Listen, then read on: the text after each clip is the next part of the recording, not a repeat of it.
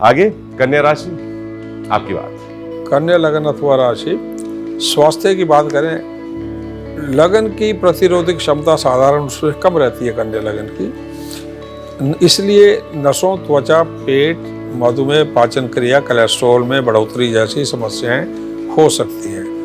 नेत्र, नजला, अस्थमा भी, इसकी समस्या भी इस लगन को रहती है थोड़ी बहुत।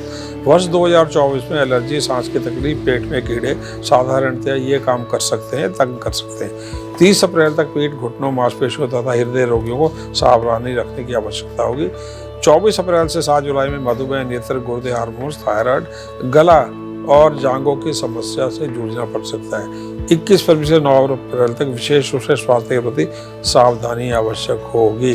24 अप्रैल के उपरांत चोट की संभावना, 24 अप्रैल से 1 जून में थोड़ी चोट की संभावना होगी। 24 अप्रैल के उपरांत और 7 जुलाई के बीच में शुक्रास्त होगा, उसमें आप किसी भी आयु के हैं और शुक्र से जुड़ी बीमारियां जैसे हैं रीढ़ की हड्डी है, डायबिटीज़ है, नेत्र रोग हैं, आपका गुर्दे हैं, आपका यूरिन की समस्या, उनकी सावधानी रखनी होगी। अब कुछ तारीखें विशेष हैं जिनमें सावधानी ज़्यादा आवश्यक होगी। 1 जनवरी से 7 जुलाई, 20 जुलाई से 23 अगस्त, 22 अगस्त, 4 से 23 सितंबर में गर्भवती महिलाओं को सावधानी रखनी होगी। इन्हीं तारीखों में 60 वर्ष से या जो पहले से गंभीर बीमारियों से लोग जूझ रहे हैं उनको ज़्यादा सावधानी रखनी होगी। अब धर्म, भाग्य तथा शिक्षा, 30 अप्रैल तक स्वास्थ्य तथा मन अस्थिर रह सकता है, अतः कर्म कांड धर्म में आपका मन नहीं लगेगा। 24 अप्रैल से 7 जुलाई में कन्या लगन के लिए शुक्र जो है भाग्य धर्म के स्वामी हैं, इसलिए इस समय बिल्कुल भी आपका मन नहीं लगेगा, भाग्य भी किसी चीज़ में सहायक नहीं होगा। 24 अप्रैल से 7 जुलाई में धर्म कर्म कांड में मन नहीं लगेगा। कर्म और भाग्य का संतुलन बनाए रखना आवश्यक होगा। 20 जून से 7 जुलाई तक भाग्य कर्म के संतुलन से भाग्य की थोड़ी कमी पूरी होती रहेगी। 8 जुलाई से 13 अक्टूबर तथा 7 नवंबर से 31 दिसंबर में धर्म कर्म कांड भाग्य हेतु समय आपका उत्तम रहेगा। 13 अक्टूबर से 6 नवंबर में धर्म कर्म कांड में बाधाएं थोड़ी रहेंगी, धार्मिक यात्राओं में बाधा रहेंगी। शिक्षा हेतु 30 अप्रैल तक का समय विदेश में अत्यधिक शुभ रहेगा, अपने देश में थोड़ा सा विपरीत रहेगा। इसके अतिरिक्त 25 अप्रैल से 19 मई से 1 अगस्त से 24 अगस्त में विदेश में शिक्षा हेतु उत्तम समय रहेगा। 30 अप्रैल से 31 दिसंबर में शिक्षा हेतु भाग्य अत्यधिक शुभ रहेगा, सहायक रहेगा। इसके पहले की जो पहले का समय था उसकी तुलना में अधिक उत्तम रहेगा। बृहस्पति क्योंकि नवम भाव में आ जाएंगे, इसलिए अर्थशास्त्र, MBA, लॉ, होटल व्यवसाय, इतिहास ये जैसी पढ़ाइयों में साधारण से उत्तम फल आपको 30 अप्रैल के उपरांत बृहस्पति देख पाने में सक्षम होगा। 6 फरवरी से 15 मार्च, 13 जुलाई से 31 दिसंबर में रसायन चिकित्सा, फार्मा, फिजियोथेरेपी, खेलों से इनसे जुड़ी जो पढ़ाइयाँ उनमें आपका समय अत्यधिक उत्तम रहेगा।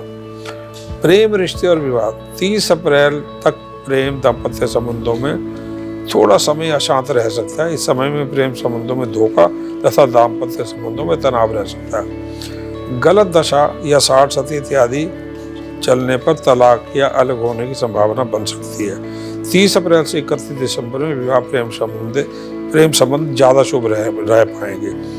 केवल 24 अप्रैल से 7 जुलाई में शुक्रास्त के समय दाम्पत्य संबंधों में निराशा, ठंडा मन रह सकता, प्रेम संबंध निर्मल रह सकते हैं। इस समय विवाह संस्कार, शुभ संस्कार वर्जित होंगे, परंतु कुंडली मिलान हर हालत में पूरे वर्ष आवश्यक होगा। 1 जनवरी से 5 फरवरी, 24 अप्रैल से 12 जुलाई में मांगलिक समय चल रहा है। इस समय दाम्पत्य संबंधों में बड़ा तनाव चल रहा होगा। यदि आप मांगलिक नहीं है परंतु मांगलिक से आपका विवाह हो चुका है तो इन तारीखों में अत्यधिक सावधानी रखनी होगी। यदि आप मांगलिक हैं, विवाह करना चाह रहे हैं तो मांगलिक तारीखों में कुंडली मिलान अत्यधिक आवश्यक होगा। अब वर्ष के लिए आर्थिक भविष्य फल कन्या लगन के लिए जो है वो बताने जा रहा हूँ। 20 अप्रैल नौकरी व्यापार दोनों में एक जैसा धन आता जाता रहेगा, गृह स्थिति लगभग एक ही जैसी है। इस समय में इनकम टैक्स कानून और सोने के व्यापार, थोक व्यापार, केला, सोना, सूर्य, घी, पीतल, कागज यानी बृहस्पति का जो व्यापार है इसमें धन आता रहेगा। बैंक आर्थिक लेन देन को लेकर आर्थिक कानूनों का पालन आवश्यक होगा। फॉलो लॉ यानी इनकम टैक्स इत्यादि उसको बिल्कुल बाईपास ना करें। ब्लैक मनी से व्यापार को अवॉइड करना शुभ रहेगा। इंश्योरेंस, हाउस टैक्स, वाहन स्वास्थ्य पर बड़े व्यय हो सकते हैं। 24 अप्रैल से 7 जुलाई में जीवन के किसी भी क्षेत्र में धन की समस्या हो सकती है। इस समय में विवाह, सगाई, मुंडन सभी संस्कार वर्जित हो गए। इससे जुड़े व्यापार प्रभावित हो सकते हैं। यदि आप इनसे जुड़े तो आपके धन की कमी, हानि हो सकती है। नौकरी में 20 मई से 31 जुलाई, 19 सितंबर से 6 नवंबर में उत्तम समय होगा। व्यापार में इन्हीं तारीखों में उत्तम टर्नओवर होगा, लाभ अत्यधिक मिलता रहेगा। 16 मार्च से 12 जुलाई, 13 अक्टूबर से 31 दिसंबर में बीमारी, दुर्घटना, चोरी, धोखा और बैंक फ्रॉड अन्य कारणों से धन हानि हो सकती है। 16 मार्च से 16 अप्रैल, 17 अक्टूबर से 17 नवंबर में सरकार द्वारा पेनल्टी या सरकार से जुड़े अन्य व्यय, धन और जो धन के तनाव में आप पर आ सकते हैं। अब आप उपाय क्या करें? उपाय जो अत्यधिक महत्वपूर्ण उपाय जी, लोग उपाय जानना चाहते हैं तो क्या कहेंगे आप लोगों से? पन्ना, पीला पुखराज, हीरा अथवा सफेद पुखराज ये लाभकारी रहेंगे। शेयर मार्केट या चमड़े लकड़ी के व्यापार में जुड़े तो लहसुन धारण कर सकते हैं।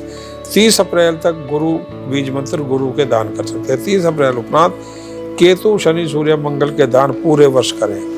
30 अप्रैल उपरांत गुरु बीज मंत्र, गायत्री मंत्र करते रहें। 24 अप्रैल से 7 जुलाई, 30 अक्टूबर से 31 दिसंबर में चीनी, साबुत मूंग, चावल, सफेद वस्त्र का दान तथा गाय का पूरे वर्ष जो है आप दान करते रहें। गाय को रोटी देते रहें। पूरे वर्ष गायत्री मंत्र, विष्णु सहस्त्रनाम, कृष्ण मंत्रों का जाप लाभकारी रहेगा। देखिए, ये मैं आपको मंत्र इत्यादि जो बता रहा हूँ ये किसी पंचांग में मिल जाते हैं। समय की कमी के कारण हम इन मंत्रों को आपको बता नहीं पा रहे हैं, परंतु ये दान इत्यादि आपको मैं बताता जा रहा हूँ। मंत्रों के लिए आपको अवश्य ही पंचांग की थोड़ी सी सहायता लेंगे तो आपको सारी सूचना मिल सकती है। ज्योतिषाचार्य, ये दान को कलयुग में बहुत बड़ा स्थान दिया गया है, तो दान की महिमा, क्योंकि दान अगर हमको ज्ञान नहीं है, हम मान लीजिए मंत्रों का उच्चारण नहीं भी कर पाते हैं, कई लोग संस्कृत के मंत्र नहीं पढ़ पाते हैं, तो यहाँ पर दानों का क्या इफेक्ट होता है? देखिए, पंच तत्व से हमारा शरीर बना है और जब हम भोजन लेते हैं तो पंच तत्वों को ही ग्रहण करते हैं। और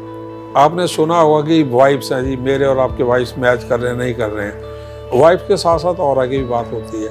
तो जब भी हम दान करते हैं, एक मंत्र पढ़ के संकल्प लेके दान करते हैं, तो हम ईश्वर को कहते हैं कि हमारा जो ये ग्रह खराब है, इस खराब ग्रह की जो नेगेटिविटी है, इसका जो विपरीत मारक प्रभाव पड़ रहा है, उससे हमें बचाएं। तो हम वो जो दान है उसको संकल्प लेके जो पर्टिकुलर ग्रह है उसका मंत्र पढ़ते हुए यदि हम अपने सर के ऊपर से 3 या 5 बार घुमाते हैं मंत्र पढ़ते हुए, तो आपके ऑरा से वो दान इंटरसेक्ट करता हुआ जाता है।